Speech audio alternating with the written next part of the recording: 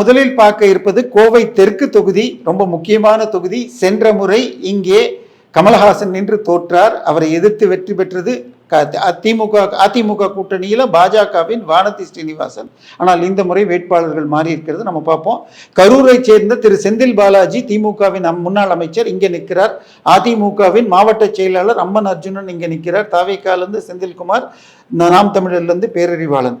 2011-16 அதிமுக வென்றது. 2011 27,796 வாக்குகள் அதிகம் பெற்று வென்ற தொகுதி. 2016 அதிமுக 17,419 வாக்குகள் அதிகம் பெற்றது. 2021 அதிமுக கூட்டணியின் சார்பாக திருமதி வானதி ஸ்ரீனிவாசன் கமலஹாசனை தோற்கடித்தார். தற்பொழுது கரூர்லேருந்து திரு செந்தில் பாலாஜி அவர்கள் இங்கே வந்து போட்டி போடுறார். களம் ரொம்ப டைட்டாக இருக்கு. இழுபறி இந்த பக்கமும் அந்த பக்கம் போகலாம். ஆனால் செந்தில் பாலாஜி வெற்றி டெக்னிக்கை உணர்ந்தவர். களத்தில் வரும் ஒரு தகவல் சொல்லலாமான்னு தெரியல. ஒரு குடும்பத்திற்கும் 1 கிராம் தங்க காசை ரெடி பண்ணி கொடுப்பதற்கு ரெடி பண்ணுகிறாருங்கிறாங்க.